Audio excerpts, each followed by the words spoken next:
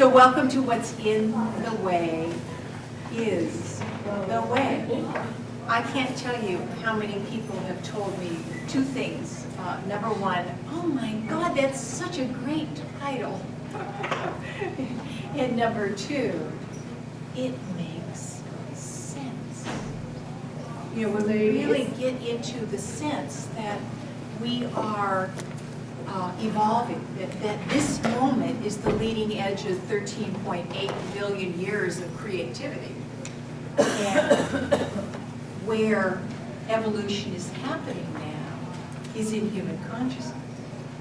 You know, it did happen atomically, then it happened molecularly, then it happened biologically, and now it's happening in human consciousness. And all you have to do is look at the evening news to see where we are. We're really young as a species, but there's more and more of us that are beginning to grow up. There's more and more of us that are discovering how to use our minds rather than be run by our minds. Most people are run by their minds. Most people think that they are this storyteller in their head. And when I talked this morning, 65,000 thoughts a day, 95% are repeats from the day before. You know, and you wonder why we struggle. In fact, I said in my second book, The Gift of Our Compulsions, our core compulsion is to struggle. And all the other compulsions, whether it's just busyness or heroin or eating or drinking or whatever it is an attempt to numb out from that chronic struggle that we have been trained in.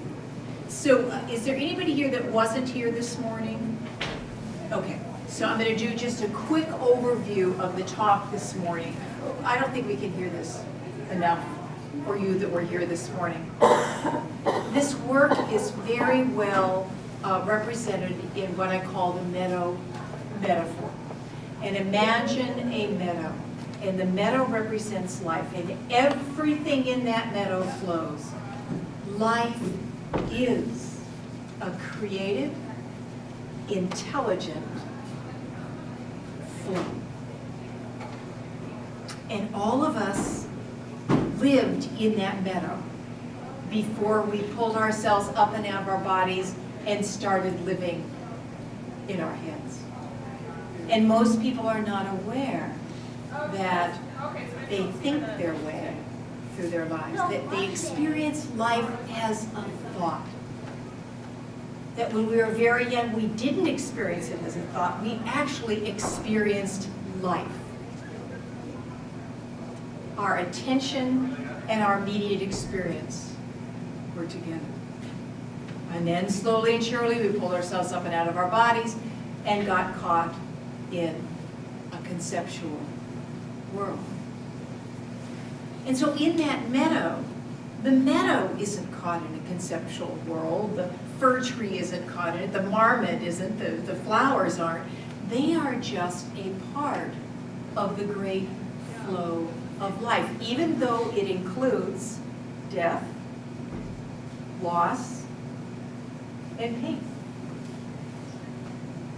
But you and I were raised by what I call unconscious giants. And this is the only time I've been in a room, you know, this morning and today, that basically have tall enough ceilings to get the sense of what John Bradshaw said, that if our parents were the same relative size to us as we are now, they'd be 17.5 feet tall. So, you know, just get a sense of how big they are, and they would weigh 900 pounds. And these were also gods. They were our source. And they had left themselves a long time ago. They had absorbed the unconsciousness of fear and struggle and judgment from their parents, and they had gotten it from their parents, and so on and so forth, down through the line. So slowly and surely, the clouds in the sky began to settle. and they began to whirl and swirl. They didn't move through the sky anymore. You ever seen a baby? One moment it's mad, the next moment it's glad, the next moment it's sad. You know, life moved through them. But as we took on this unconsciousness, we learned how to hold on. We learned how that what you should do to have a good life is control your life. And it's like I said this morning, has it ever brought you the deep and lasting peace that you long for? And I also shared the further articulation of the meadow story that came after I wrote the book. And just imagine that this cloud bank is careening around the meadow, and you can just, all you can see in the cloud bank are a set of hands and a set of feet. And in one hand is a butterfly net. And this is how deeply we've been trained. This is the if only. If only I draw into my life the perfect mate, or win the lottery, or lose the weight, or have deep meditative states, then I'll be happy. So here's this cloud bank running around the meadow trying to catch exotic butterflies because it believes that if it just catches the right kind of butterfly, then everything will be okay. But also, in the other hand, is a fly swatter.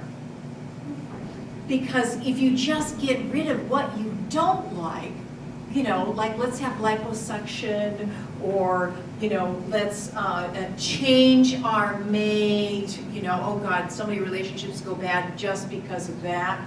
You know, we don't know how to show up.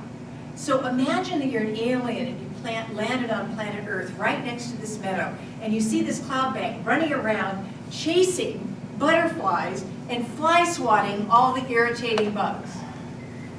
And you wonder why we don't know peace. And the tricky thing is that every once in a while you can catch the perfect amount of butterflies. Does it last? No, it doesn't. So the key, the absolute key in this meadow metaphor is you've never left the meadow. You just think you are. When Evan Alexander, in his book called Proof of Heaven, which he hates the title, by the way, because he said there is no proof, and it's not heaven. Heaven is not a place. He calls it the gateway, which I think is exquisitely beautiful. And he said, heaven is not a place. Heaven is right here, right now. But we don't see it. We're always trying to get someplace else. And believe you me, in spirituality, it's one of the trickiest places. Because when I started to awaken in the 60s, by God, I was going to enlightenment. And man, I was going to kill my mind. And I was going to live in unending orgasmic bliss, you know, except I just couldn't do it. And I used to feel like I was such a failure. I would go to a long, silent meditation retreat, and I would open my eyes, and all 125 people were looking like, oh, they can do it, and I can't. Now I know that they're doing all the stuff inside of their cloud bank also. And so it's really important to get that what we long for and who we truly are has always been and always will be right here. Right here. And that's why Evan said, he was pressed to ask what happened to him. You know, he was for you that don't know, he was a neuroscientist at Harvard, and he got spinal meningitis and was in a coma for 7 days. And on the 6th day, they did a CAT scan, and his frontal lobe was Swiss cheese, because it was the E. coli bacteria. And they said he had a 1% chance of living. and he would be a vegetable. Well, on the seventh day he woke up, and the woman, was it his sister? I think it was his sister, sitting beside his bed, said that the first thing that he said was, "All is well." Remember the song from this morning? All is well. And later on, when he was hard pressed to say, what was your experience? He said, you can't really put it into words, but the closest thing I could come to is love is the reality of all realities. The incomprehensibly wondrous truth that exists at the heart of everything that ever has been or ever will be. Love. Jesus saw it. Rumi, the Persian poet, saw it. Hafiz saw it. St. Teresa of Avila saw it. You know, thousands upon thousands of people have seen it. But there's something that's happening in humanity now. There's a waking up that we're beginning to recognize that we are the metal. Anita Morjani, who also had a near-death experience, that she was filled with lemon-sized tumors, and she had fought it, I think, for 4 or 5 years at all levels, psychics and, you know, chemo and herbs and so on and so forth. And now she's in organ failure. And they did a PET scan on that day, and, you know, they could see all the lemon-sized tumors. And she had a choice about whether she was going to come back, and she made the choice to come back. And within weeks, all the tumors were gone. And she was asked, you know, how'd you do that? I said, I didn't do it. I just saw who I really am, which is love. So that's the meadow. And instead of living open to the flow of life, we got brainwashed into, we have to control it. I've got to get to this, and I've got to get rid of that. And you can see how imbalanced this is. And all you have to do is look at the evening news to see what kind of suffering that creates on our planet. But I ended the talk with inviting everybody to come sit on the moon with me, because I have armchairs up there. And up there I can eat popcorn, and I can eat it with lots of butter, because I cannot eat that down here. This digestive tract would divorce me if I did. And I love going up there because it's perspective. If I ever find myself getting tight, I just go sit on the moon and see it from a much broader perspective. And I invited everybody to just be stunned by the exquisite creativity of our planet. And everything you see from the moon, the mountains, the water, the land, the greenery, and then, you know, if you have a zoom lens, you know, you can go in and see baby mountain wildflowers and you know, pandas and crocodiles and aardvarks, and, you know, my God, what is it that created this exquisite creativity? But most people, from that view of the moon, you can see they're walking around with clouds around their head. They're not here for life. They live in ideas about life rather than the living experience of it. And Joseph Campbell, the great mythologist who was on the PBS, you know, he was the pledge break thing that they showed in the 80s and the 90s in his six-hour series on myth. And he put this quote on the first page of the first chapter of The Power of Myth. And I put it on the first page of the first chapter of my first book called Belonging to Life. And this is what he said. People say that what we're searching for is the meaning to life. I don't think that's what we're searching for at all. What we're searching for is the experience of being alive, so that our experiences on the physical plane resonate in our very innermost being.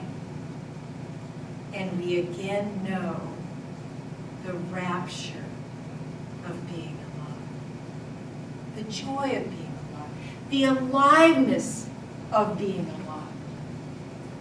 You knew this when you were very young. You were free-flowing aliveness. Energy just danced through you. I think that this is why children love to twirl, and they love to swing, and they love to do cartwheels and log rolls, because it's so wonderful to keep the energy going even more and even more. That's our natural state.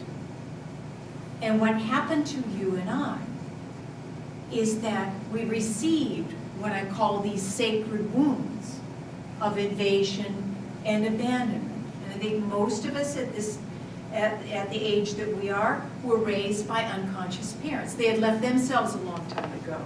And even if they loved us, they didn't know how to meet us right where we were. And so we learn how to begin to tighten our bodies. We learn how to begin to hold our breath. We learned how to run away to our minds, and one of the core movements of our minds was trying to be good enough or to do life right enough, so that we can purchase this connection that we need so desperately from our parents. I think in The Gift of Our Compulsions, I talked about the very, very, very cruel study that was done in the University of Wisconsin in 1952. And what they did was they took baby rhesus monkeys away from their mothers at birth and put them in cages all by themselves. And it just, every time I say that, my heart just kind of goes, ooh. And they gave them the choice of 2 different mothers. And if they chose one, they didn't get the other one. And the first one was a wire-form monkey with a bottle hanging from it, so they got to eat. The second was a cloth monkey that they got to cuddle. Remember, if they chose the wire form, they didn't get to cuddle. If they chose the cuddling, they didn't get to eat. Which one did the babies choose 100% of the time? We are connectors. And because these unconscious giants, who were gods, they were gods to us at that time. If something was off out there, it meant there was something wrong in us. This is what we all do as children. And we begin to take on this human doingness that is saying that I need to be different than what I am in order to be okay. And what I talk about in this book is the natural okayness that is always here, that it is always with you. It's the field, it's the meadow. But we live in this world. So the reason why we are here today is to begin to discover how to thin your cloud bank. And the first thing I want to say is everybody has it. You see somebody walking down the street, and they have a really, sharp suit on, or, they're driving a BMW, or they're the president of something or other, or they're a top model, or whatever. And we think, oh, they have it, and I don't. There's a story somebody told me once that she volunteered at Children's Hospital, and she always went in on Tuesdays. And on Monday night, she came to my Monday night group. And she'd been there for a lot of years, so she was one of the people that got to take the babies out of the incubators and hold them, wires and all. And to the head nurse, she would share with her all about Monday night. And the nurse really looked forward to this because it's just amazing when you gather together with a group of people that are discovering how to connect rather than control. And one day she came in, and you have to understand that the woman from my group thought she was just so together. I mean, she had this hot little red sports car, and she would see her sometimes driving out of the parking lot, and she was the head of this whole unit and everything. And one day, my friend came in, and the nurse said, "Would you please come into my office?"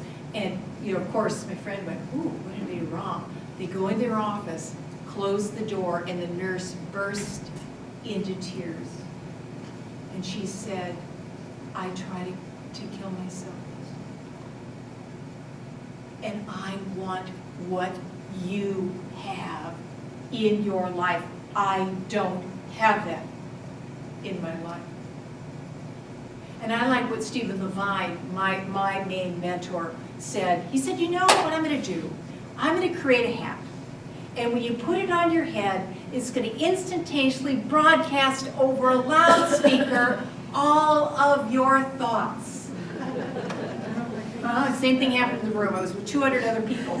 Well, actually, it was not even so much of a chuckle as it was a groan, And he said, "No."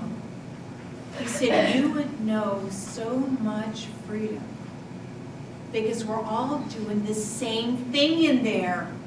It's made out of fear. It's glued together with judgment. It really believes it just get it all together, then everything would be okay. And it hates this and it doesn't like that.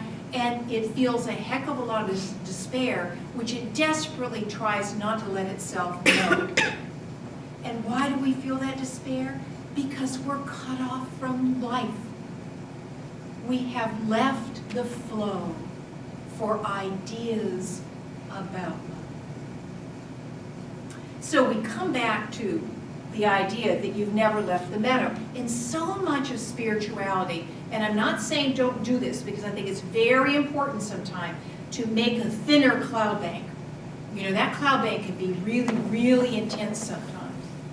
But so much of spirituality is about trying to get to some place that we think will be nirvana or peace or whatever you are longing for. That's why seeking is so deep in the spiritual community. But it's so important to get you've never left the meadow. You just think you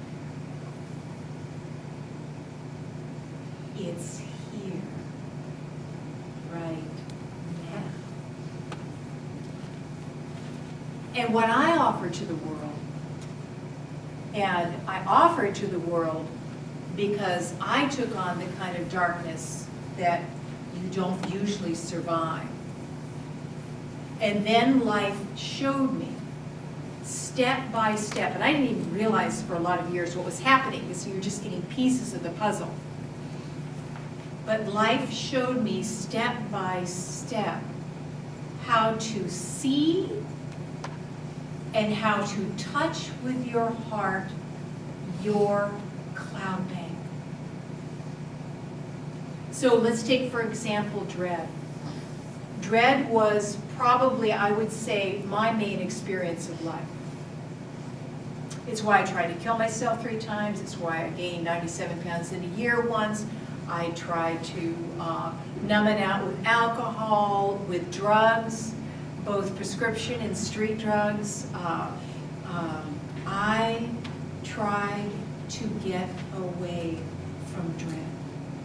I tried to manage it. I tried to get rid of it. I went to psychologists. I went to psychiatrists. I took antidepressants. I'm not knocking them. I think it's sometimes in our life it's very important. But the healing that we're ready for comes when we can turn towards and actually be with these states. So slowly and surely, I learned how to be with dread. And I can still remember the night, the actual night of my life that I woke up, and this is the first time. I mean, I had learned how to be with a lot of other states. Remember the clouds that are passing through us? It's the state of fear. It's the state of sadness. It's the state of loneliness. It's the state of not-enoughness. The more you awaken, the more you realize you aren't any of those states. You're the space. It's happening. You are that which can see the state rather than being identified with it. I have been completely identified with dread. Completely. And the last time I tried to kill myself, I slit my wrist, and I can remember that night I hated myself. I was 110% self-revulsion because I was even a failure at suicide. That's how caught I was in the cloud bank of struggle.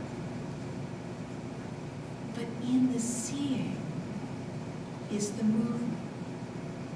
And it was just this startling realization that, oh, fear is here, rather than I am afraid. Does that make sense? Oh, loneliness is here, rather than I am lonely. Any state. Oh, self-judgment is here, rather than, oh my God, I did it again, what's wrong with me? So it took me a while to get to the place that I could stand with dread. But I can still remember, and I woke up in that state, was what was fully here. I don't even remember what was happening in my life at that time. And my first thought was, I need to go eat something. Which had been my main management tool my whole life. You know, drugs and alcohol came and then they left. And awareness said, well, that's okay, you need to do that, but it doesn't heal anything. It just may stuff it down for a short period of time, but you're going to have to meet it again sometime. And so I went towards it. And this is why I wrote the book, and this is the techniques we'll be using today, is that I found it in my body. And it was kind of like,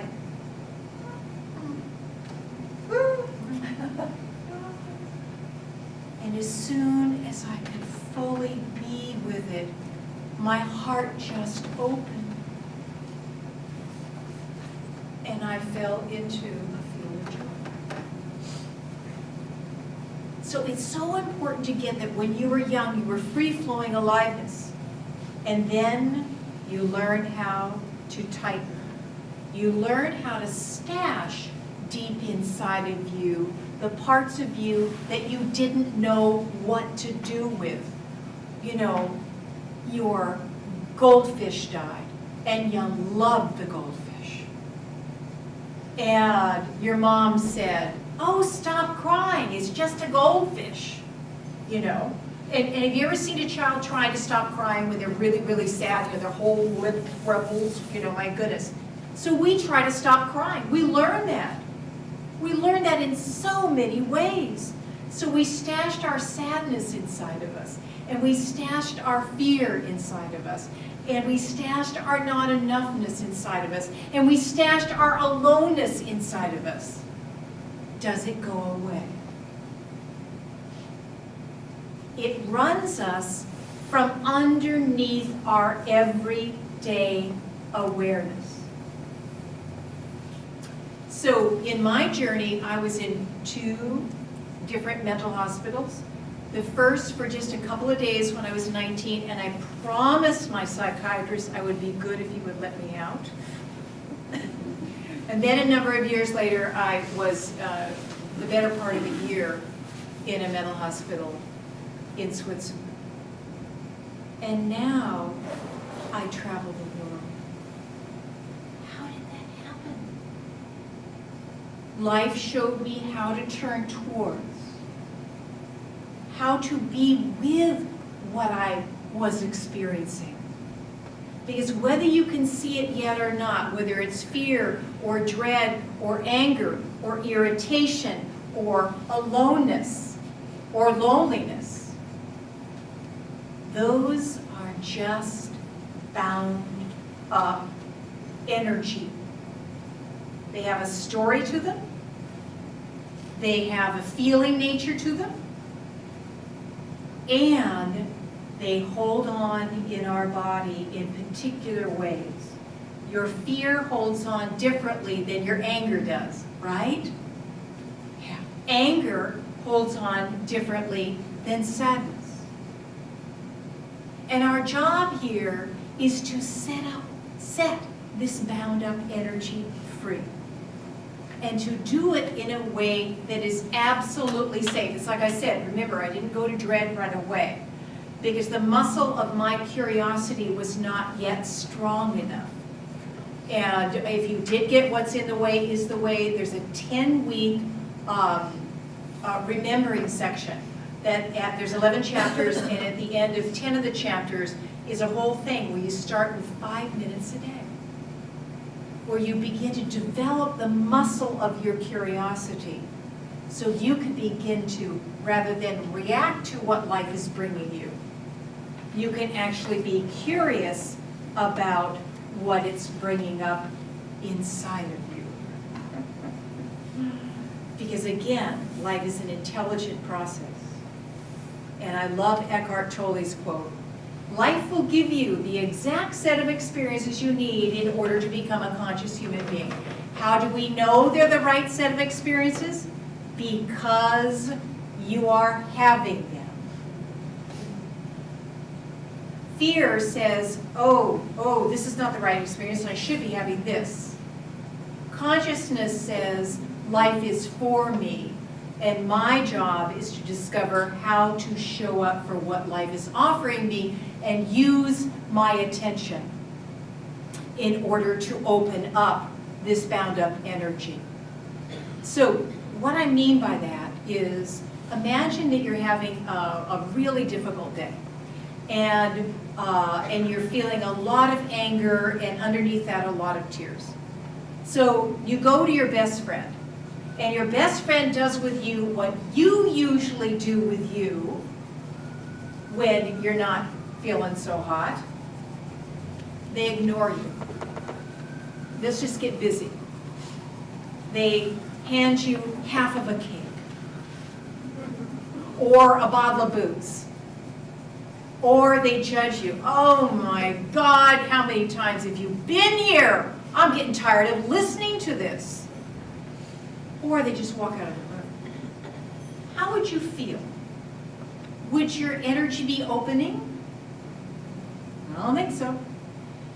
Now, and this has happened to all of us, imagine you're having a bad day and you go to a friend that simply listens to you. He or she may not even say anything. And you find you talk 10 or 15 minutes and you feel a lot better. They haven't offered you any solutions, but what they offered you was the power of attention. That's what we're beginning to get. That has been a long time since your attention and your immediate experience have met. That's just the way of it when we've been caught in our minds.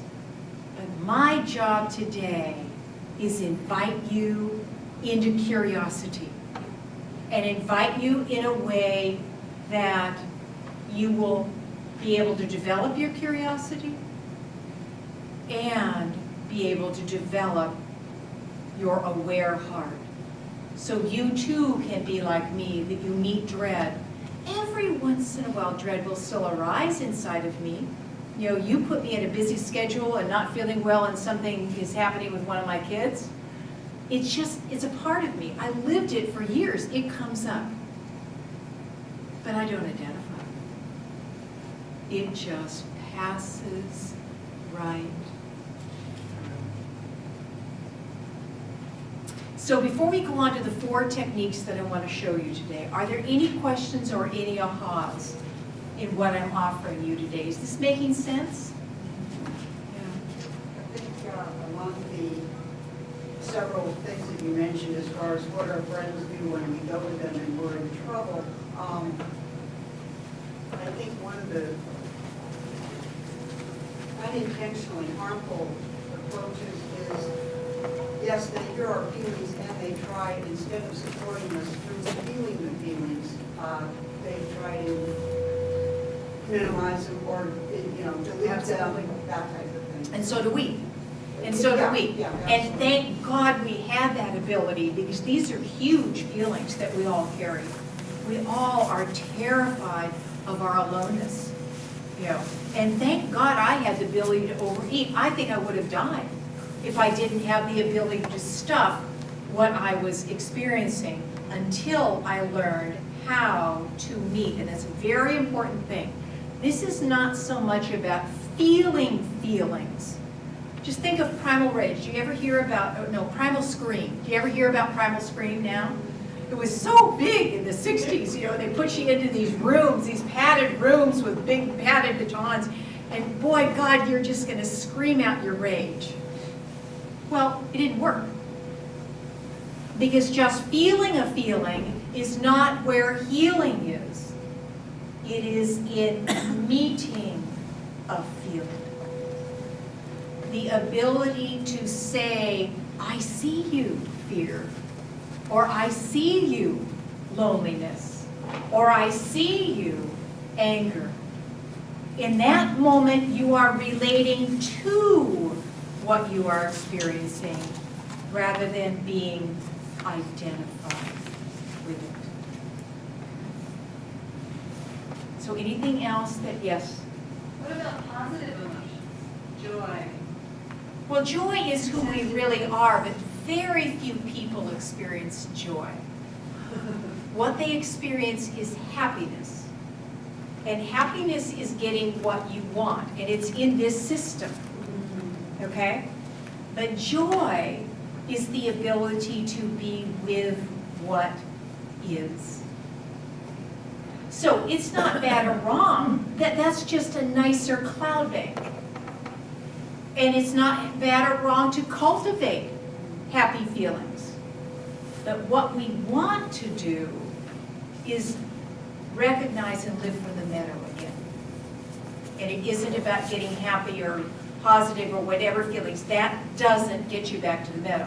Or not back to, because you never left it, but it doesn't show you the meadow that is always here. And I got the good grace to hang out a lot with Stephen Levine when he was teaching, and he would talk about the people that had learned how to be open to what life was offering them, even on their deathbed. When you're losing everything, when there's no control anymore. And he said there were people that died in joy because they weren't resisting the process. So what we're talking about here is a new language. Most of our spirituality is about fixing, changing, getting rid of, rising above, and getting someplace. And I'm not knocking that at all. If I didn't have that for a lot of years, just like I didn't have eating, I would be a mess. But then you begin to realize there's something else happening here. Let's thin the cloud. Let's come back to life. So anything else? Because I want to make sure that this really makes sense to everybody. A lot of people will say, God, this makes sense. Yes, the reason why life has asked me to do all this is because I get easily confused. And so, I was living in Santa Cruz in the early 70s and, hanging out with all these gurus and all that. And God, the things they would say would really confuse me. And then I hung out with Ram Dass for a long time. And then I met Stephen Levine, who's the first person that was talking about it's not someplace else. It's right here. Yeah, I know this is not directed toward a compulsive overeaters workshop or anything like Oh, that. no, But yeah. is it possible for you to briefly share with us what you did to deal with your eating disorder, for lack of a better expression? Let's wait to the end, and I'll tell you a story if we have time. Great, thank you. Because remember, the core compulsion is to struggle. Right. And all the other struggles. And you can be compulsive about anything. You know, the internet, TV, exercising, you know, just busyness. Oh my God, we are such human doings. We have forgotten how to be. And Emma Children, the Buddhist nun, who, you know, she writes a book, goes top of the New York Times bestseller list right away, you know, and is well known all around the world. You know what her definition of enlightenment is? Relaxing into life. Not trying to get someplace else. Relaxing into life. So when I was writing the book, this came all in one fell swoop. I love this, and I said something that I usually don't say, because I didn't write any of these books. I'm a scribe. You're not looking at an author. I'm a scribe, because my greatest strength is I know I don't know how to do this, but I've learned how to relax into life, and then life just pours through you. You know, it is just the most joyous way to live. So there's 4 techniques, and we don't have a clock. Do you have a cell phone that you can give me an alert? You know, anybody? What time is it right now, Jersey? It's what? 12:45. So 12:45. Okay. So and then you know, give me an alert when it's about like 1:15. Okay. So 4 techniques, and the first is breath. Now, don't get bored. First is what? Breath. There was a study done once of children. All the children were breathing like babies and dogs and cats breathe before they went into preschool. Not one was breathing their natural breath by the time they went to first grade. Okay? And what I mean by your natural breath, let's see if I can do it. The way most people breathe is like this.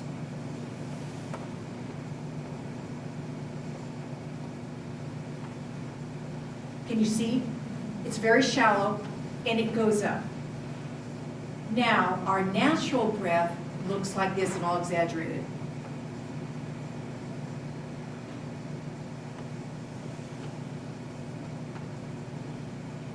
Slightly pulling in the belly.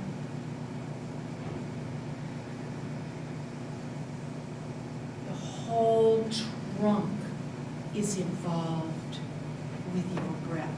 And if you have a dog or a cat, go home and watch them breathe. Then watch yourself breathe. The first time I caught this was when my kids were little, and I can remember exactly what we were watching, a Roadrunner cartoon. And, you know, Micah was on one side and Katrina was on the other side. And I realized that I was absolutely not breathing, hardly. And then I got very curious about it, and I taught the breath class at Evergreen Hospital for years and years and years. And if you take nothing out of this workshop except maybe, just maybe, I can be curious about what I'm experiencing right now, and you get introduced to your natural breath. Oh my God, what a gift. So, the breathing muscle is the diaphragm, and it's a thin sheet that cuts us in half right here in the very center of our body. When we were young and we had these experiences that we're mainly experiencing, you know, by ourselves, you know, our goldfish died and it really broke our heart, but our mother is saying I'm not supposed to make a big deal out of that, but yet I've got all this sadness inside of me. What do? We learn how to hold our breath. That's what we did. We all did. All did. And any parent in this room, you can't stop it. Part of your job of having kids is to be the delivery system for their darkness in this. Because hopefully we'll get it. Well, we talked a little bit this morning about why darkness is so powerful, why it's so healing. So we learn how to hold our breath. And if you doubt that, the next time you're feeling really a deep emotion, hold your breath. And see or notice that you are holding your breath. Okay? So what we want to do is open the breath again. Why? Because when you hold your breath, your body, your nervous system says, oh my God, there's a tiger around. And you actually increase the fight or flight response. And so you increase the fight. Let's say you have a presentation at work, and last week your boss really reamed you out in front of everybody, and so now you've got to do this big project, and you wake up in the middle of the night and you can hardly even catch a breath, and you're starting to have a panic attack, and then you go get your Xanax or something like that. Again, I'm not putting that down. I think this is very important that, it's like if you break your leg, are you going to put a cast on the leg? Yeah, you are. If you get a bad bronchial pneumonia, you take antibiotics, right? But what would happen instead if you began to breathe? Because what happens is that the panic starts, and then we hold our breath, and then that increases the panic. We all know this place, don't we? When things in the mind just is whirling and spinning, and we just then go drink the whole quart of scotch or whatever we use to numb ourselves. To discover how to breathe the kind of breath that turns on the calming aspect of your nervous system is one of the most powerful things that you can learn.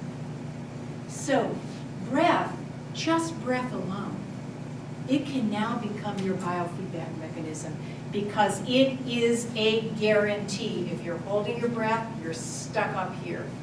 Does that make sense? Okay? And if you open your breath again, you turn on the calming aspect of your nervous system. So we're going to play with this a little bit. So I want people to put things down and sit in a fairly open way that your trunk is open.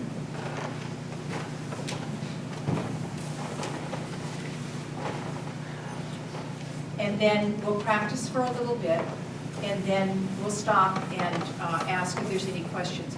Because doing this for a lot of people is a little bit like rubbing your tummy and patting your head.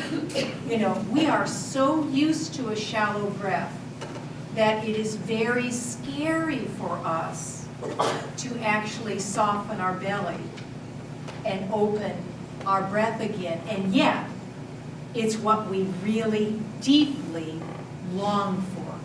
We long for that ability to be connected, to be open and connected to life again.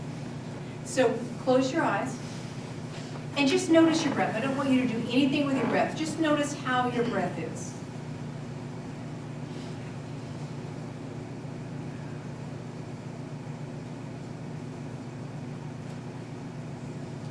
How do you know that breathing is happening?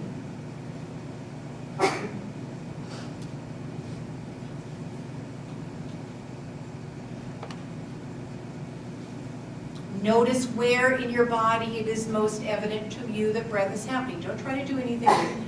Let it be more your natural breath.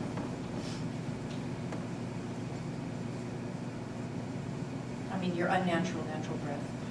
You're used to breath.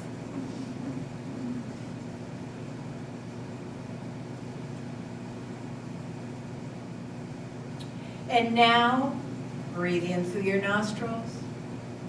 And as you breathe out through your mouth, I want you to say out loud the great sound of letting go. Ah.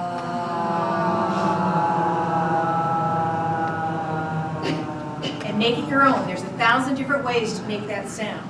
So again, we're going to be doing this for a few minutes, in through your nostrils.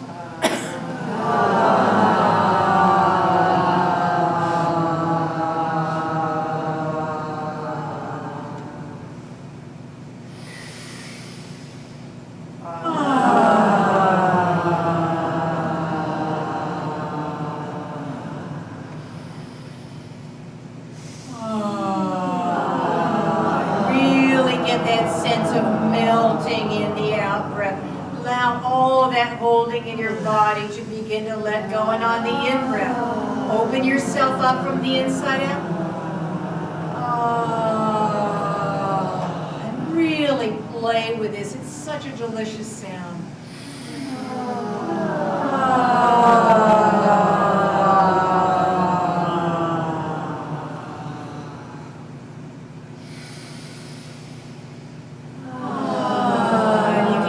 Send that sound to a particular area in your body that loves to hold and invite it to let go, like that stomach or maybe the jaw.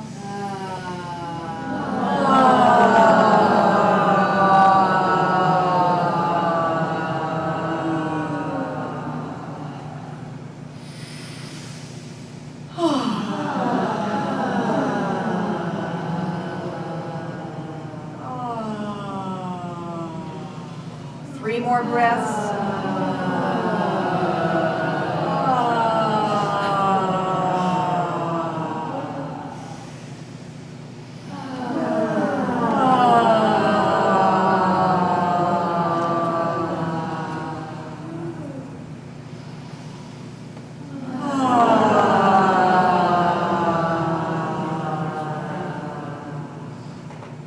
And now just notice.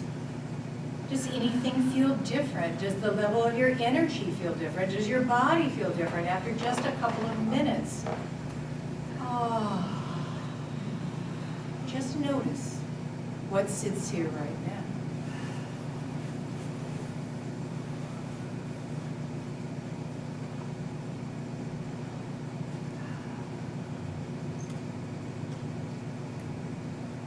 And now let's get our belly involved in the equation. Because we are belly breathers, so are cats and dogs and babies. Because the diaphragm, when it's not locked, it moves down as we breathe in. And it pushes out our belly. And it naturally rises up as we breathe out to help expel more air. And then down it goes. So I want you to imagine that as you breathe in, you're filling up a balloon, and it's a pear-shaped balloon, and its neck is in your neck. And breathe in, and fill up the part of the balloon that just is in your chest. And see how much you can open your chest with your own breath from the inside out. And then very quietly, and do it at your own pace. Staying with the balloon in the chest.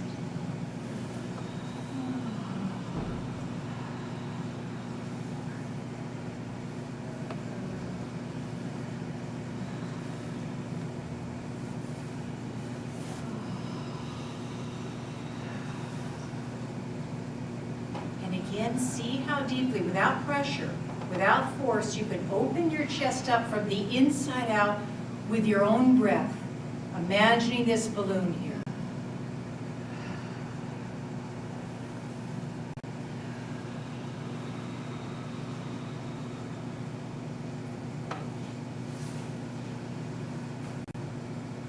And now in the next in-breath, fill up the chest, but then bring it down around your solar plexus, around your stomach area.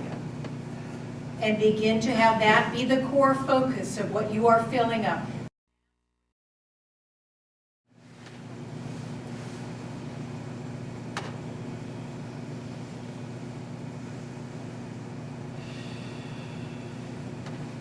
If you start getting lightheaded because you're not used to being this oxygenated, just back off. Let your breath be a little bit shallower, but stay with it.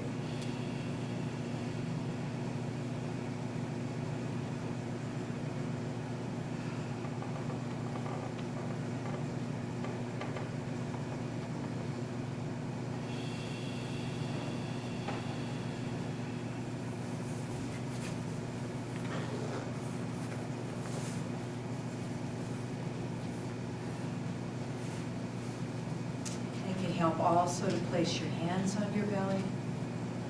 And without your muscles, just with your breath, see if you can open it up.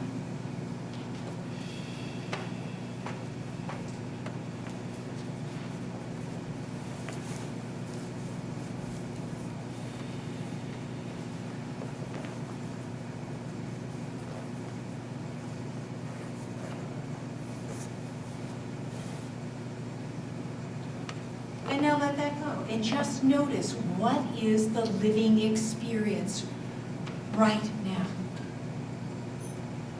Is there more energy here? Did the mind get scared with the breath and it tightened more? That's okay. The healing we're ready for doesn't come from changing anything.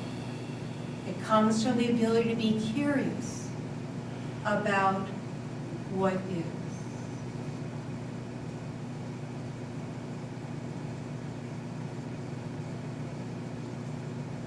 And when you're ready, open your eyes.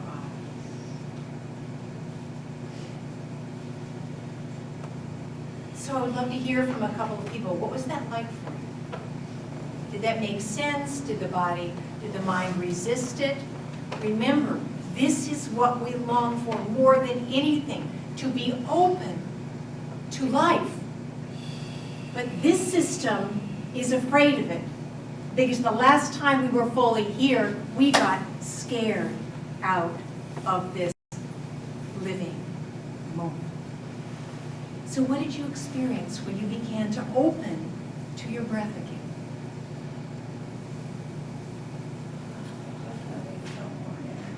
More energy. I also realized something else, and I think it's because I have a lung disease, Right. that I can't breathe without breathing. Ah. When I try to breathe from the lungs, that just, So again, what's set up is to open you back up to life. Exactly. Yes. Well, I can feel it all the way down to my bottom, in my butt, and my hips, and it feels really grounding. Yes. Very grounding, very soothing, very opening.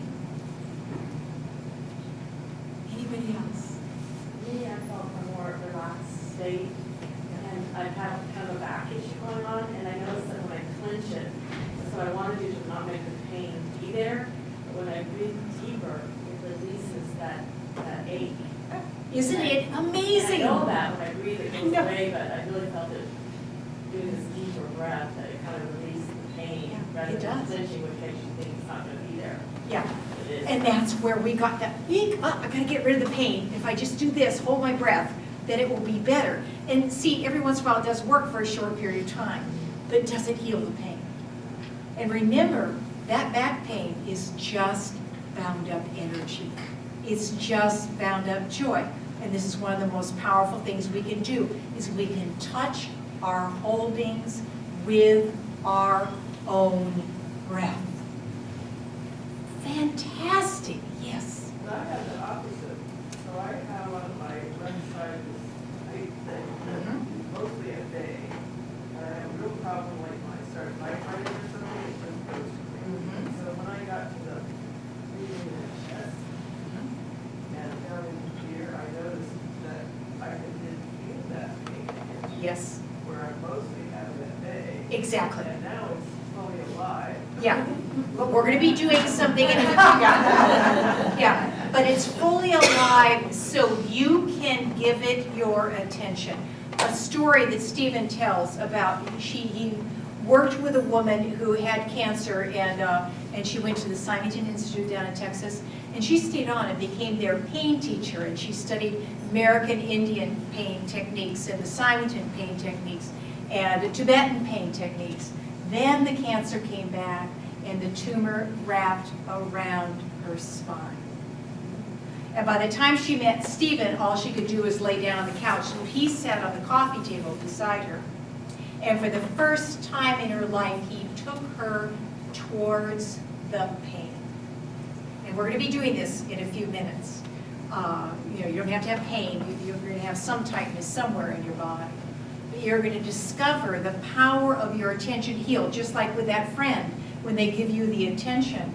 And he got her to, right there, exactly like I'll be doing with you. And she said, I can't even really call it pain.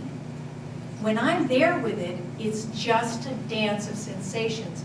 And I think physical therapists, many of them will say now that most of our pain is our resistance to our pain. And that's true emotionally and mentally, most of our pain. Well, Stephen says in this way, pain is a given in life. Suffering is the resistance to our pain. So I am here to show you how to turn towards in a very safe way. So not only can our breath really touch the pain and open it up, but we can also use it as a biofeedback mechanism, because when the breath is tight, we're up here. But also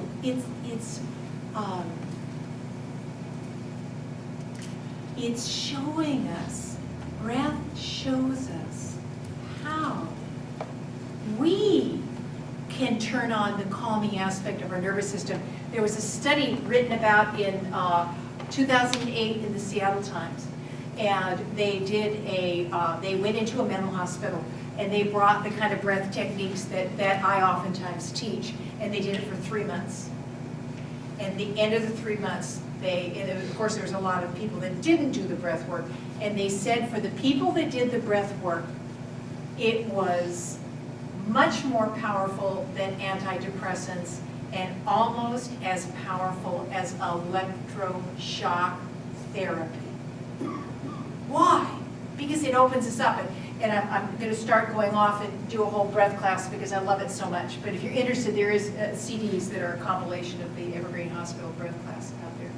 Because it's right underneath our noses. The greatest healing tool we have is right underneath our noses. And most people are shallow breathers.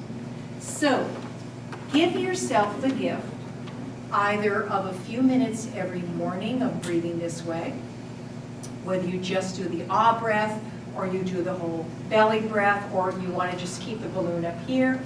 Oh my goodness, give yourself that gift. It will set your life on a different trajectory for the day. Most of us just get out of bed and just, go. Also, you can connect one open breath with something that you do every day. Hopefully something you do a lot of times a day. And I connected it all those years ago with using the bathroom. And bathrooms are portable monasteries. And there's bathrooms everywhere. And here you are, maybe you won't be alone in the bathroom, but you're alone in the stall. But there are bathrooms that you're alone in the bathroom. And that's the time where you can breathe yourself back into this living moment. Maybe as soon as you walk out the door, the struggling self comes back, it takes back over, but those few moments count. I call it the drops of water in the bucket syndrome. You start doing this for, a couple of months, and you look down and, God, the bottom of the bucket isn't even covered yet with water, But then you more and more so, you start wanting to be here for life.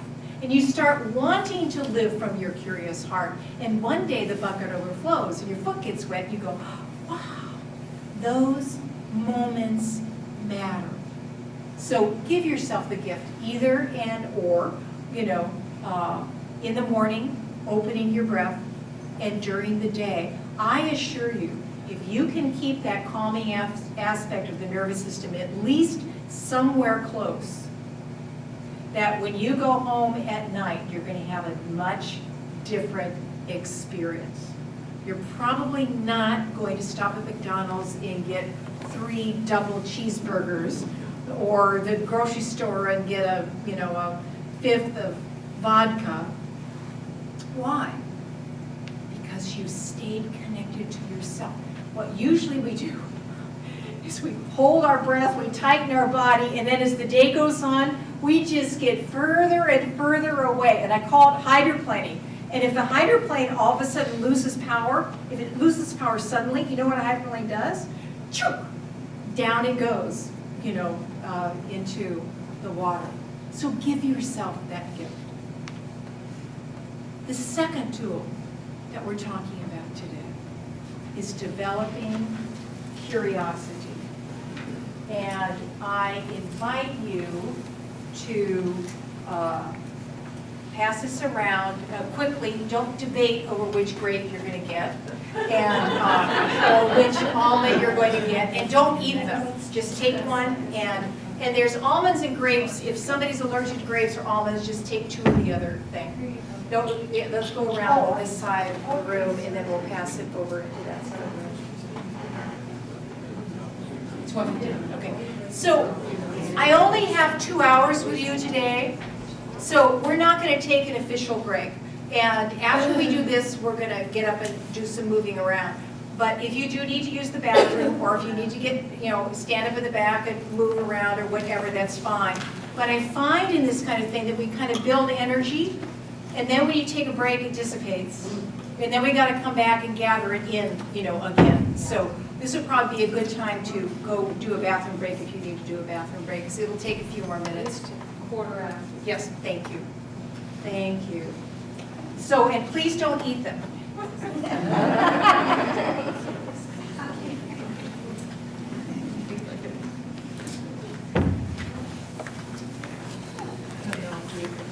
Did we take both? One of each. One of each? One of each. One of each. One of each.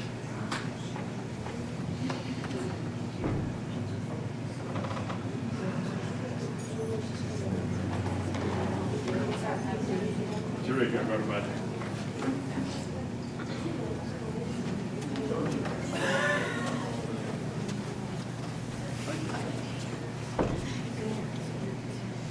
I was also,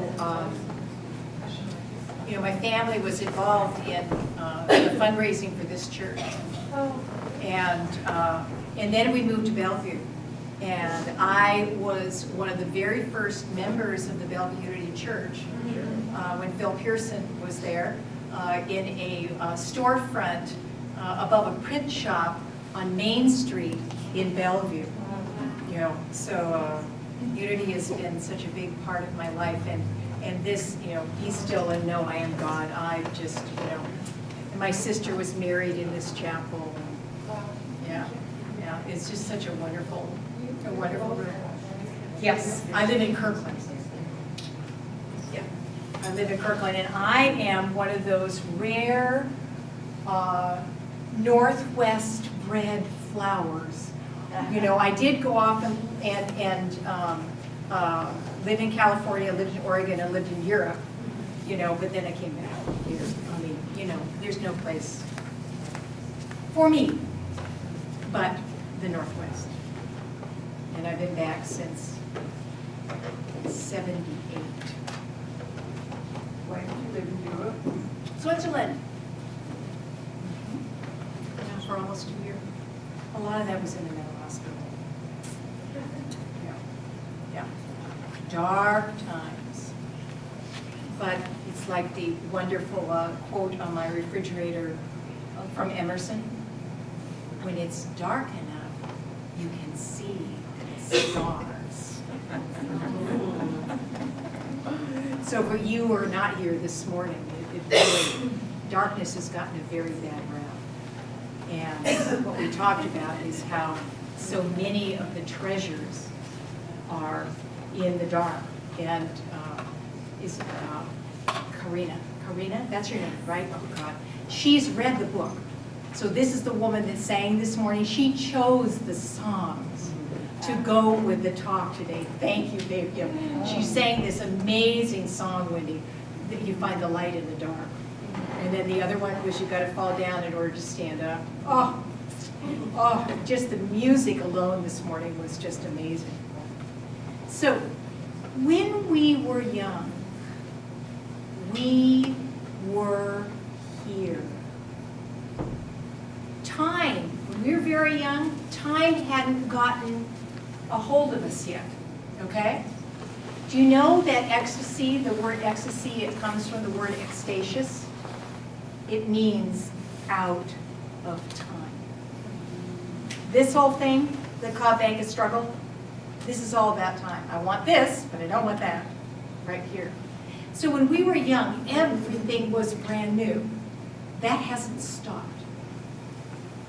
This, even if you've been in this room 1,000 times, is different than any other time you've been in.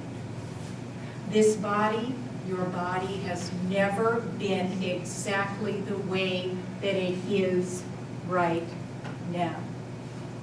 Everything is brand new. And even just what I just said, that belongs to the already lived. And the future hasn't yet come. We knew how to be curious. And I want to show you how much our curiosity has gotten trapped in our minds. I love the definition boredom, awareness trapped in your mind. So, if you're not allergic to grapes, take the grape. And just see this beautiful being that you think is a G-R-A-P-E, okay? That's just a name we give to it. This is a living being that it took the whole friggin' universe to create. It took the Big Bang. It took the coming together of atoms. It took together the coming together of atoms into molecules. It took the gathering of the atoms and molecules into stars and then supernovae. Every single atom that is a part of this grape has been in a star. Just let that blow your mind for a moment. You are holding stardust. And they say that since water was made on this planet, no new water has been created. It just recycles and recycles and recycles. Up in the clouds, down into the ocean, or down into the grape plant, and then up into the grape, and then into you, and then you pee out, and back it goes to the ocean. So you literally are holding something that has molecules in it that were part of a rainbow, or babies' teardrops, or the sweat of slaves. Now, does this look like a grape now? Are we beginning to expand? They say that you have atoms inside of you. Everybody does have atoms that were once a part of Jesus' body. Because there's 70 billion atoms per cell, and you have 70 trillion cells. I don't even know what that number is. 70 trillion times 70 billion. That's a big number. Big number. So this is just recycled stardust. And you have to say thank you to whoever it was all those millennia ago that was walking through a forest with his buddy and saw the first forerunner of a grape plant and said, "Do you think that's poisonous?" And the other guy says, "I don't know." He says, "Why don't you eat it?" He said, "Heck no, I'm not going to eat it." And so he ate it. And then we have to thank the people that brought it back to the village, and they began to cultivate it. This plant, the mother plant of this grape, there is an unending continuum from this grape in your hand, through me going to the grocery store, through all the people that care for the grocery store, to the people that transported the grape and made the rubber for the tires and the oil for the gasoline, and then for the people that took care of the fields, the people that picked it, the people that made the nails, that put together the boxes, that they held the grapes in. Where does it end? This plant goes back all the way to the Big Bang. So that is why I say you're holding the universe in your hand. And can you recognize the depth of the creativity it took to bring a grape to you? May none of us eat again and take it for granted. My very short grace is, oh good, we get to love together. Because this grape is going to be giving itself to you in a moment. And it is going to go in, and your body is going to know exactly what to do with it to make it into an eyelash, or a cell in an eyelash, or a cell in your heart. What is that intelligence that knows how to take a grape and turn it into singing?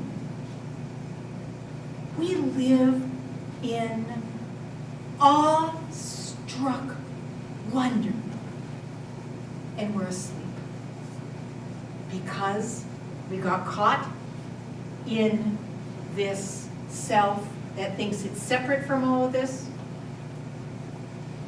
Hopefully this showed you you're not, and became afraid of life. What we do a lot all day long is eat. 99.999% of the time we eat unconsciously. We just shovel it in while we're talking to somebody else or reading the newspaper or watching the news. And yet here is this miraculous thing. Wendell Berry, his famous quote, yeah, turning water into wine, that was a pretty big miracle. Yeah, that really was. But we forget the ongoing miracle where life takes a little bit of water, a little bit of air, a little bit of sunlight, and a little bit of earth, and makes the grapes. So here you are with the universe giving itself to you. So I want you just to see it. Maybe feel its texture. See if it has a smell.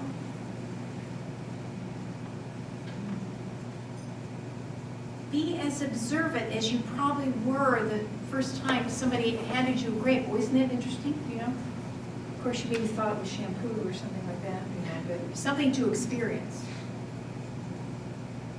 And recognize in a moment this living being is going to give itself to you. And so when you're ready, take it into your mouth, but I don't want you to bite into it. Something that kids know that we forget as adults, tongues love to play. So experience this grape. See what you can notice about it with your tongue. Is it different being against your teeth or against the roof of your mouth? Just be curious.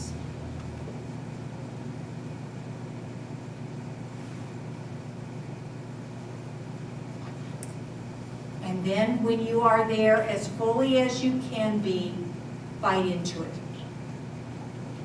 And it helps to have your eyes closed so you can really bring the focal point of your attention into your mouth and experience a grape.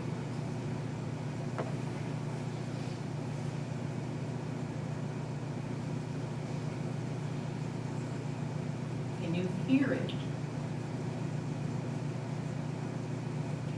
Can you feel the different textures?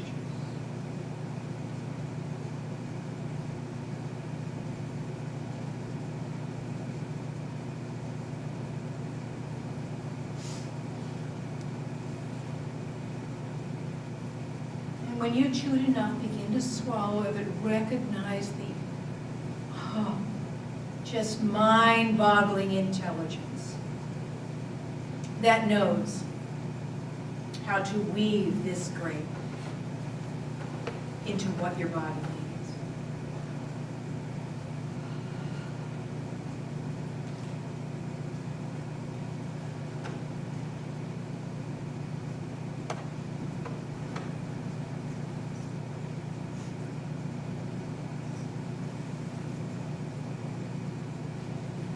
then when you're ready, take the almond. And again, receive it. Don't put it just directly into your mouth. My God, inside of this almond is another tree. And this almond was connected to a mother tree that was connected to another mother tree that was connected to another mother tree down through the year.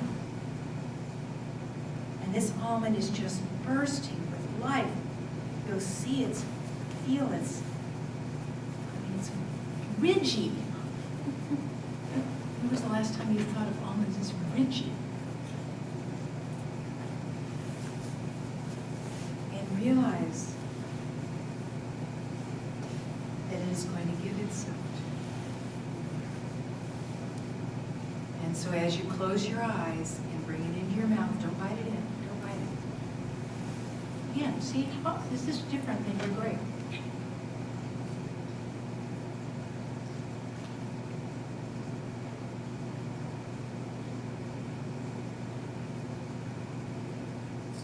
And then when you are there as fully as you can be, bite it. And be there for that experience as the essence of the almond rushes into your mouth.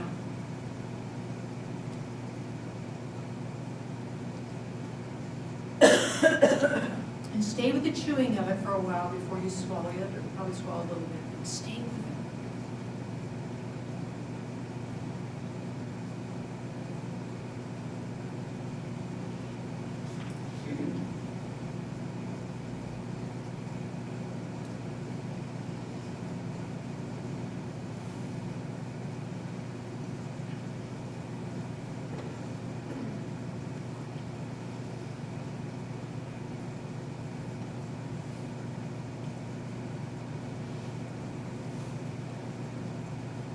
And when you have swallowed it, say thank you. Thank you to the sun, the moon, the stars, to all the people that was required to bring this to us today, to PCC.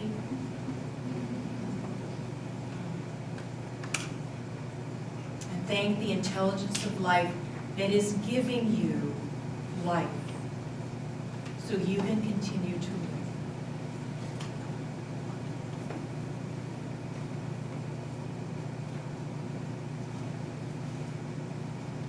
And when you're ready, open your eyes. So you thought you were eating the grape, huh? Would love to hear from a couple of people. What was that like? Did it open you?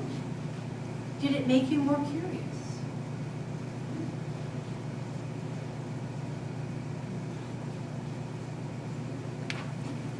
I just found out by chewing the almond more than I normally would have chewed it, where the almond extract flavor. I thought, wow, I've eaten a lot of almonds. I love almonds, but never have I Yeah. gotten to the almond extract. Excellent. Yeah. We just chew a couple times and then swallow. Isn't it amazing? Yeah. Yeah. Isn't that just so much more satisfying? I know. Well, and that's what I'm saying today is we don't taste life. And we can use food. We can use food and we can use our breath to begin to taste life again. Believe you me, that's what you're homesick for. You're not homesick to win the lottery. You're not homesick to have, what is that soma place, body sculpting, you know, to have the perfect body. You think that's going to buy you the peace. And maybe for a short period of time, but guess what? It ages and wrinkles and sags and so on and so forth. The peace we long for is right here, right now. And we don't see it. And now you can use your breath and your food. Two really basic core things that happen all day long. So anybody else want to share what? I really had the sense with the grape of the flow and the fluidity. I guess just with the water and then with the almond, it was more like Yeah. foundation and structure. Yeah, strength. But, yeah. Yeah, bones and muscles. Try eating 4 ounces of grapes as part of the food plan every day, and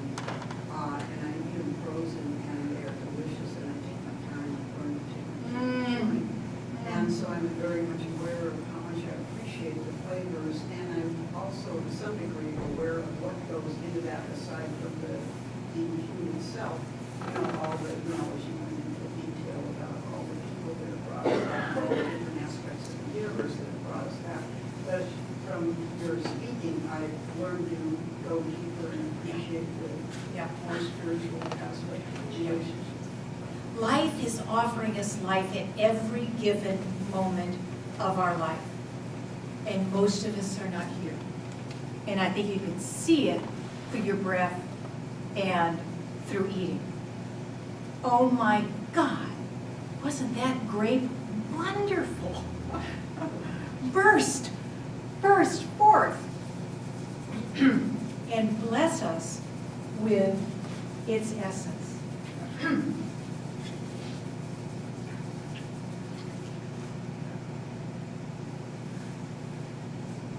So what I started to say earlier is that this came in one fell swoop when I was writing and I didn't quite get to it. Life is set up to bring up what has been bound up so we can open up to be freed up so we can show up for life. Let me say that again, because this is, it's life that writes this, and I just thought, good God, that's brilliant. Life is set up. That means that most of the time we're unconscious, and that means we feel that life is happening to us, and it should be different than what it is. What we're beginning to realize is that intelligence that heals the cuts on your skin, that weaves the grape into, I don't know, a cell in your cheek, that doesn't just exit left stage because the human frontal lobe thinks that it's in control of life. The more that I've awakened, the easier it has become to relax into life, to know that life is living life. And it's a lot smarter than I am. You begin to trust life again. That's why Pema Chodron's definition is relaxing into life. This mind doesn't like that. But who we are knows that's about coming home. So life is set up to bring up. Just think about, at work, a difficult day at work, or, a difficult day with your kids, or, whatever. This stuff is brought up inside of us, and mostly we stuff it. Life is set up to bring up what has been bound up, so it can be opened up, to be freed up, so you can show up for life. That's really good. Is that in your book? Yep, what's in the way is the way. And what's in the gift of our compulsions is a lot about how to do this with compulsions, because I was so compulsive. And then compulsions became my teacher. They were no longer something bad or wrong about me. They were my teacher, my guide. And I keep a chocolate bar in my house at all times now. Really fine European chocolate, dark chocolate. And it's a treat, and if you would have if you would have said 25 years ago you could keep a chocolate bar in your house and not inhale it and all in one fell swoop in one day, I would say there's no way that could happen. I can go days, I can sometimes go weeks without having just even a little treat. But if I'm interested in more than a little bit, having it melt in my mouth, I know there's something that needs me inside. There's something that's come close to the surface. The scared one, the alone one, the angry one, the doubting one, the confused one. So we're now going to work with the third piece. Well, let me just say this about curiosity. Find ways to be curious. Oftentimes in my retreats, I haven't done it for a few years, I'll send people out with magnifying glasses. And we just go look at, oh my God, there's this whole world on this little log with moss on it. We live in a magical realm. And if you don't know what to be curious about, be the question, how can I strengthen the muscle of my curiosity? Because it's absolutely essential in the next step we're going to do. And that is learning how to bring our curiosity into what is held inside of us. I think in the Gift of Our Compulsions, they talk about how there's a basic language in the body, but everybody's a little bit different. But oftentimes when we get that lump in our throat, you know, it can be grief. Not all the time, but it can be grief. You know, the fist in our solar plexus can oftentimes be fear. The hole in our belly can oftentimes be that endless, hopeless despair that we all know in our lives. So we begin to use the body as our guide because these, what I'm calling fear, what time do we have now? 22. So I'm not going to go over the spells. We don't have time to go over the spells. But if you're not interested in getting the book, email me and I'll send you the spells. Because the spells, there's 8 core spells that we all take on, and they're all based on fear and self-rejection. And I work with people for 30 years now. So this is, I've seen inside the minds and hearts of lots of people, you know, over the years. And we're learning how to dispel the spells. And the spells, let's say the spell of dread for me shows up as a story in my head. I'm like, God, you know, oh my God, I really screwed up, you know, something really bad is going to happen. It shows up as a feeling, an energy that's moving through me, but it also shows up in our bodies. And that's oftentimes because you have lived so identified with a storyteller, it's one of the places that's a little bit hard to start getting space from it, but you can begin to use your body to be curious about what is tightening inside of you. I had somebody the other day share with me that she has a very difficult boss, and she went into a meeting and she knew it was going to be a challenging meeting, and so she spent just a couple minutes before she went in to breathe, you know, and then she went in, and then sure enough, he just read the riot act to her, and she said, I just tightened, I just tightened, I just tightened, I wanted to cry, and all of a sudden I woke up. And she said, I turned towards it, I knew these states, I was with them, and they passed right through me. Now, that takes developing the muscle of your attention. So, I want to do this very quickly because we have a 4th thing. I want you all to come to standing.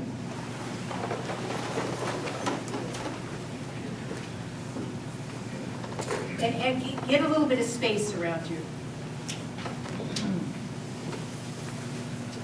And I want you to take one of your hands and just shake it. And really go for the gusto here. Just really get it going. And close your eyes and stop shaking and feel your hand. What do you feel? You'd say it out loud. Energy moving. Right. Okay, take the hand again. Let it go up into your arm. Let it go over to the other arm.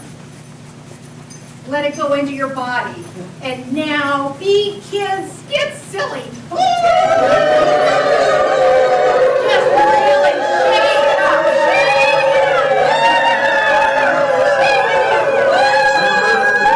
Stop. Close your eyes. What are you feeling? Alive. Doesn't it feel good? Whoa.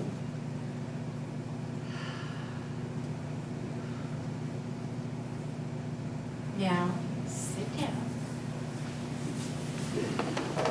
And as that aliveness is fading,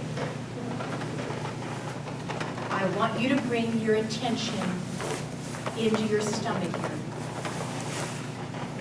Now, you may not notice anything at the beginning. This is a little bit like a Polaroid picture developing. Allow your attention just to settle there. And be curious.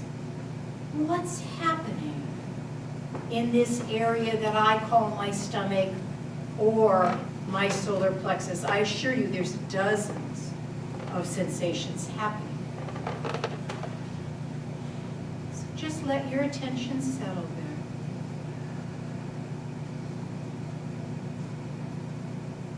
And just notice tingles, tightness,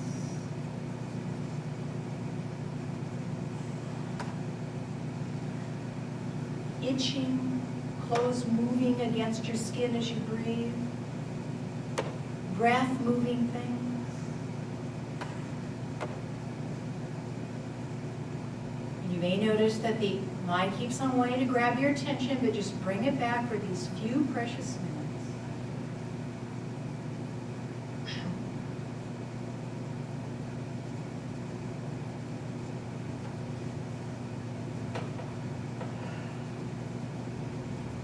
And now let that go.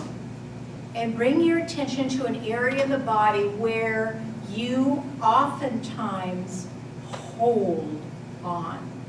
It could be the gal that was talking earlier about her neck. It could be your jaws. It could be your back. It could be your stomach. Or maybe your throat.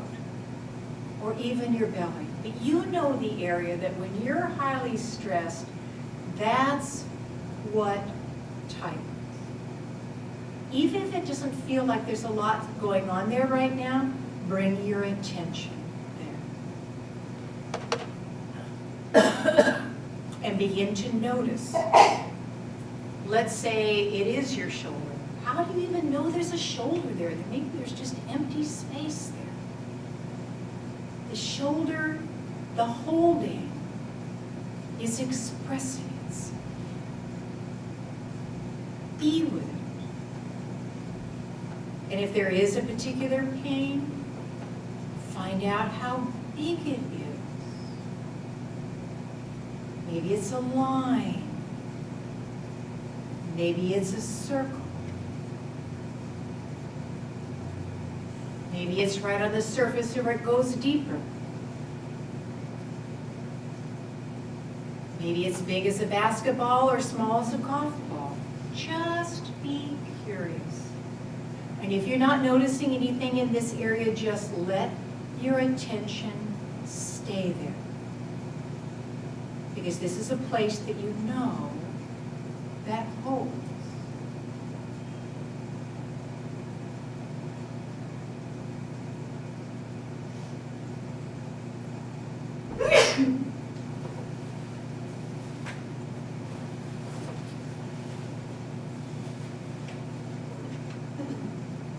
Watch the attention move away and go back into your storyteller.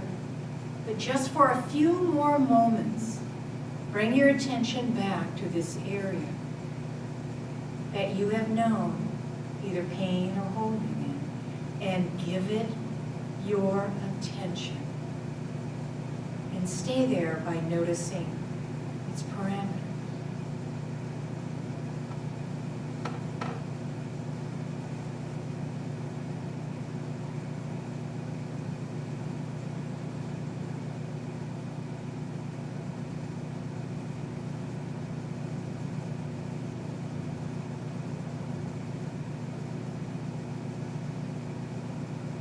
And now let that go and just come back to the breath. Notice breath never leaves. You lead it.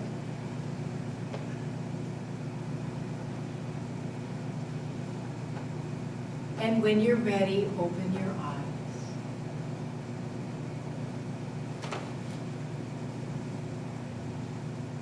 So I wish we had more time.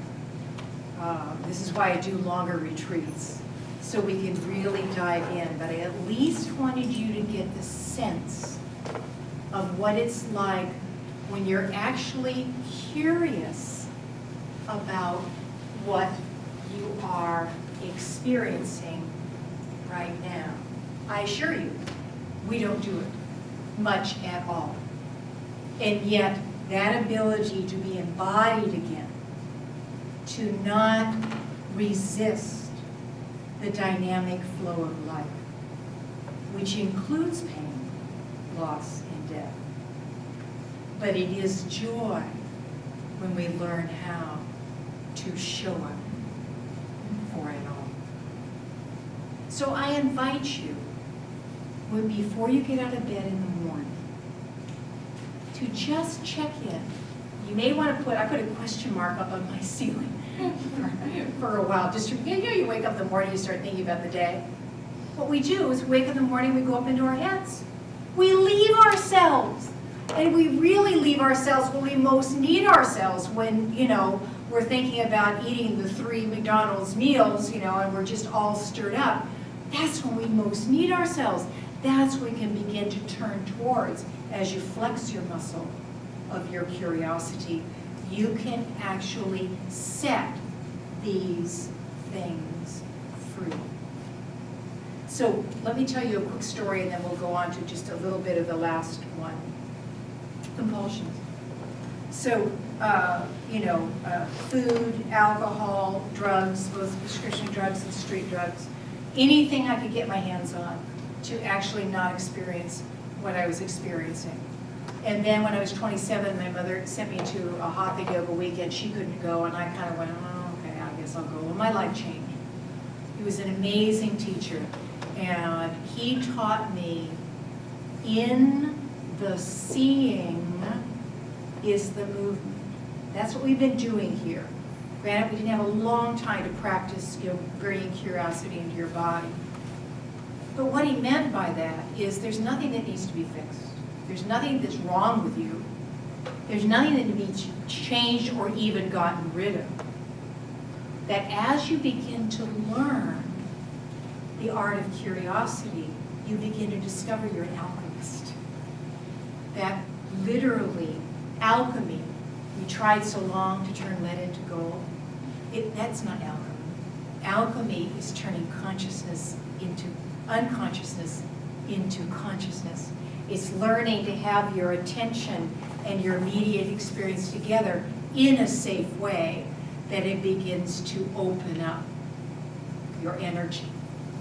And so Rumi, who is the best known poet in the world, I think now, in his poem, The Guest House, which is the best known poem of all of his poems, that's what he's talking about. This being human is a guest house, every morning a new arrival, a joy, a meanness, a depression. Meet them at the door laughing. I haven't quite gotten there. But I can meet them at the door of curiosity, for each has been sent as a guide from the beyond. And that poem, only the first half of it is on the web. Maybe you search way far in it, you can find it. But in the second half of that poem, he has the line that I just think is one of the most important lines that human beings can ever hear. Learn the alchemy that true human beings know. As soon as you accept the difficulties you've been given, a door opens. It doesn't say you get happy or something like that. As soon as you get curious, because yes, you do have to accept, okay, this is what life is offering, but it's in that curiosity where you turn towards, and your body can be such a wonderful guide in that way. Because the body, the child stashed a lot of this holding when it was very young, and it's still in there. And you'll find the more you do this, the more you'll actually be able to hear the voices. And that's why people say, oh God, it was so stupid that I was that way. It was irrational. Well, this stuff is irrational. It was set in here by a child. And it's irrational in relationship to what is going on now, maybe, but it's not irrational in relationship to what it was frozen inside of you. And you can learn how to be an alchemist. Well, there's one other piece, the fourth piece, which is where all true lasting healing happens. And I'm going to try to do in a few minutes what we could spend hours on. And that is the heart brain. We have 3 brains, the heart brain.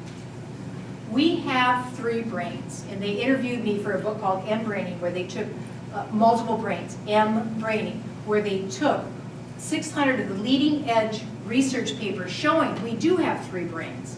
Well, the Easterners have known this forever. It's the Hara, or the Tatian.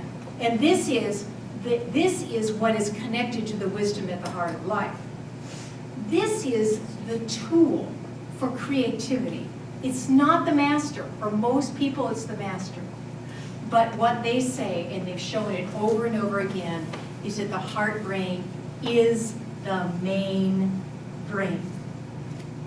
That they hook people up at HeartMath to set body sensors, mind sensors, and heart sensors, and they put them in front of a computer that randomly chose either horrific pictures, neutral pictures, or beautiful pictures.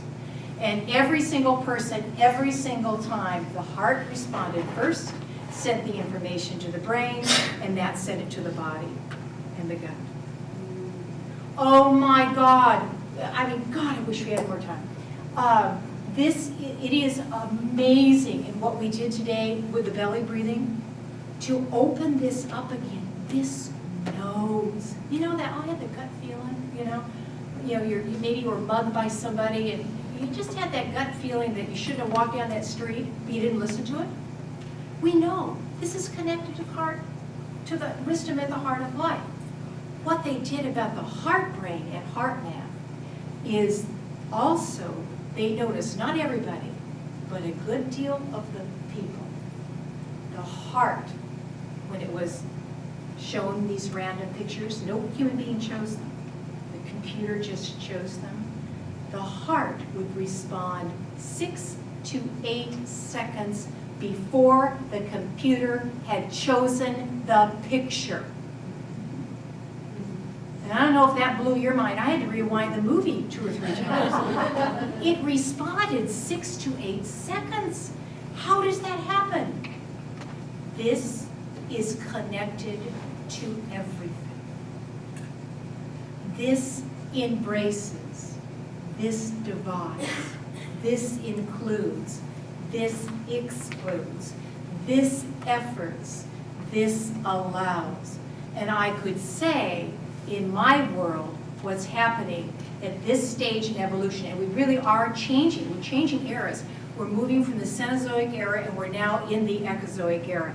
We are living at a time with a change of eras, and I could say, at least in my world, that the changing of the eras is having the mind drop into the heart. So, what time do we have right now? Can we just go a few minutes over? Is that okay? So I want to do something with you all. So put your things down and close. And we'll do a fairly short version of it, but I want you to get the sense of it. Okay? Close your eyes. And now remember, you have a heart brain. It's a nerve complex. And I want you to imagine that there's a little nose right there in the very middle of your chest. And I want you to begin to breathe in and out through your heart center.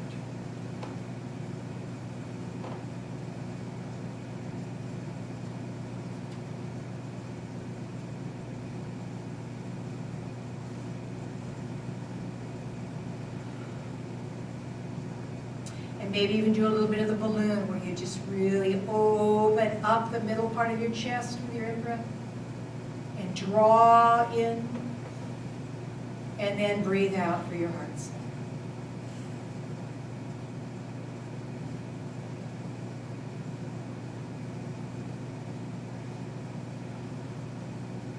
And now let that go, and I want you to imagine that there is a radiant golden ball of light that is floating in the air right in front of your heart center, and you know that this ball is made out of the love at the heart of life, and just bask in its warmth, in its beauty.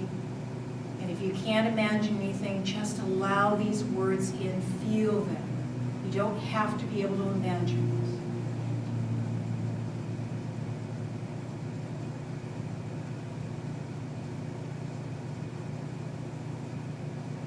And now, out of that ball of light shows a face.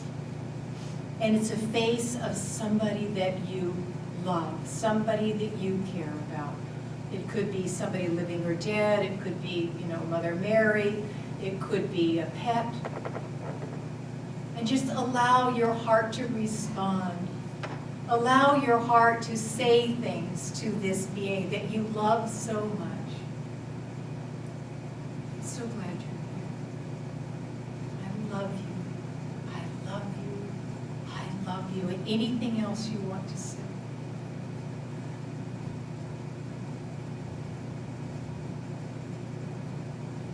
Allow that energy of your heart to expand.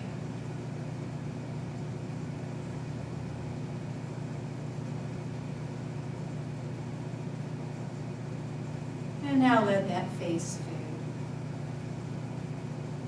And now what comes is somebody that loves you. Living or dead. Again, it could be a pet. Look at those beautiful eyes of your dog. And see if you can allow this being that you can see in this golden ball, allow in their love.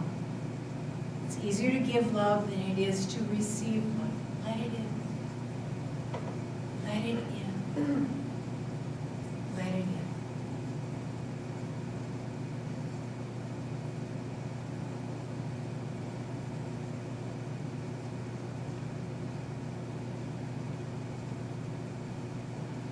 And now let that face fade.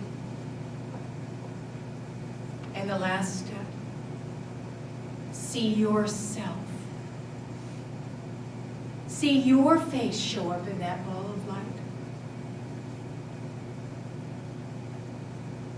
And touch yourself with your own heart. You've been on a long, long journey.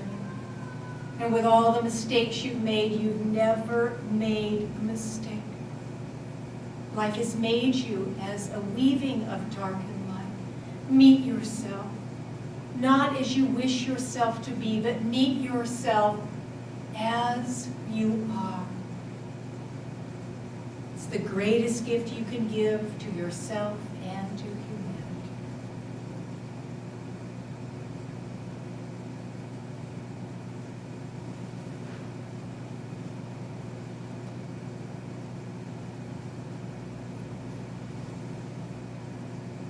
And just notice what happens. If you can't give love to yourself, that's okay, but just notice what's there. And then let your face fade. And now, in the next in-breath, you draw in this ball of light closer to you. And then breathe out. And then draw it in closer to you. And then breathe out. And then draw that radiant ball of light right into the very center of your chest. And see, just like when you open up the dampers of a fire, when you breathe, this radiant ball lights up. And when you breathe out, send it all over your being. You deserve this kind of love. You long for this kind of love. Breathing in, inspiring this ball of love, breathing out and sending it all over your being. And watch what the mind does. It may not be able to open to this, that's okay.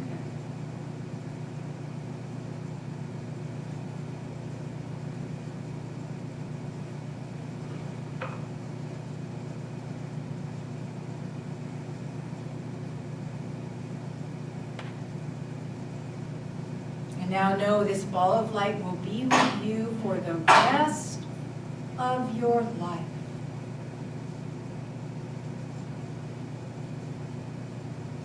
And when you're ready, open your eyes.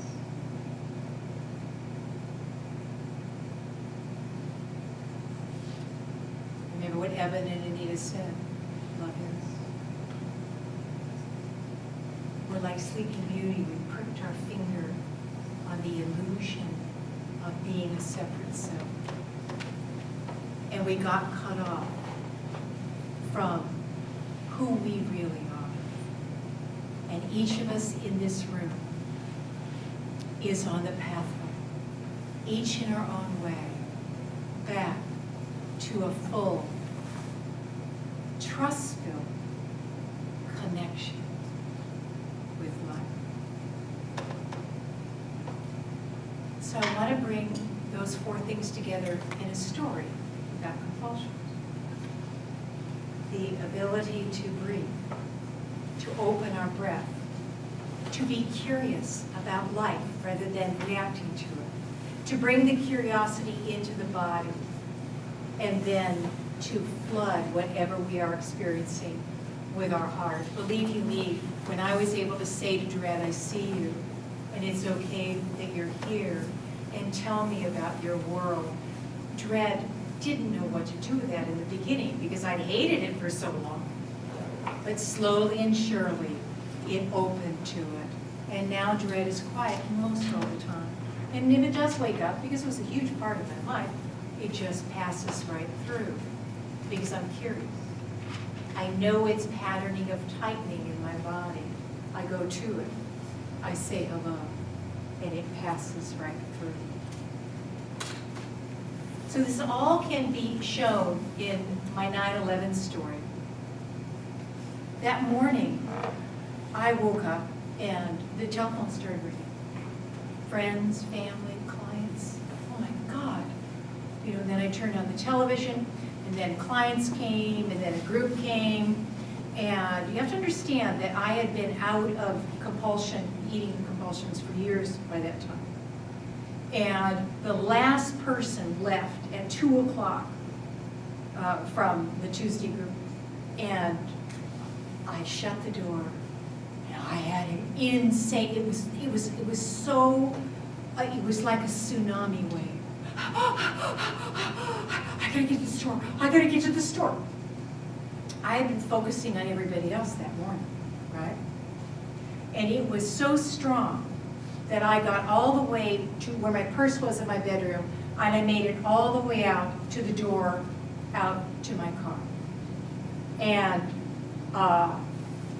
awareness said, wait, what's going on here? And the overeater said, don't give me any of that awakening crap. We're going to the store. Exactly what it said. Now, who would have won if I said, no, we're not going to the store? The compulsion.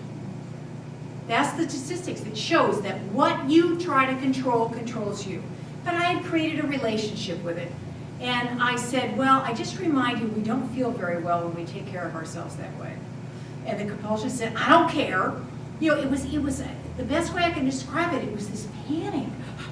It was almost hard to catch a breath. And I said, I'll tell you what, I would like to make a deal with you. You give me 5 minutes on the porch, and if you still want to go to the store, I will go to the store with you. And it trusted me, because I had created a trust-filled relationship with it. And so I went out and sat on my porch, and I began breathing like I showed you. Because everything was so jangled up, I couldn't see anything clearly. And it was just a minute or two of calming that nervous system down, that I became aware that there was this, you know, it's hard to even put it in the words. Fire could be getting close to it, but really uncomfortable. This bound up energy right here.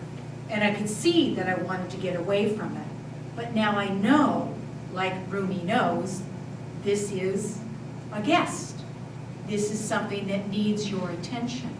And I turned my attention towards it, and I did what we did at first of all, because it was hard to be there, because it was very uncomfortable. And, you know, how big was it, and how deep did it go, just to keep my attention there. And as I was there, just like with our good friend that listened to us earlier, it began to open up, and out came tears. Oceans, oceans of tears. I was with the tears. That's why I call it meeting rather than feeling. It was just energy moving through. And I met this deep, deep sadness for the children that lost their parents, and for the parents themselves, and for even for the terrorists that had done something that they thought that made sense. It took about 10 minutes. The compulsion wasn't saying 5 minutes, you said 5 minutes, because it could see that I was taking care of what it had taken care of for so very long. And then there was a time when it was just done, about 10 minutes. And I got up, and as I walked into the door, there was just this startling realization. About 15 minutes before, I was standing at that door, feeling like I was going to die if I didn't get to the grocery store and inhale it all in one fell swoop. And there was not one iota of interest of going to the store. Why? Because I had discovered how to take care of what my compulsions had been taken care of for so long. So thank you for asking that, because it brought up that story, which I think is a good story that shows. Now, we're just scratching the surface here. And, you know, if you are so inclined to buy a book, and even if you're not inclined to read it, open it to a page every day and read it until you get something that, it may be the first sentence, it may be a page, it may be 2 pages, maybe the rest of the chapter. Because this is a new language we're learning. And it's like you can learn Spanish from a book, you know, but you need to incorporate, you need to talk to somebody. So know that I have phone groups, I do retreats in beautiful places like Denmark and Costa Rica in February, so that we can be lifted out of our ordinary everyday life and have a week where we discover how to relate to what we are experiencing rather than from it. So we can discover that we are the meadow. And it has never left us. It's right here, right now. So thank you all. I'll stay a little bit afterwards to ask questions, or maybe what I'll do is go out there if anybody wants me to sign a book, and any questions or any ahas. I've given you a lot today, but I tried to give it in these 4 little distinct packages and give you stuff that you can actually take back into your life. And I'm only a phone call away Do not shut it if up. you No. find that you I want don't want to do anything. some support in healing what is asking to be healed inside. It's powerful. Thank you. The power button? Yeah. Yeah.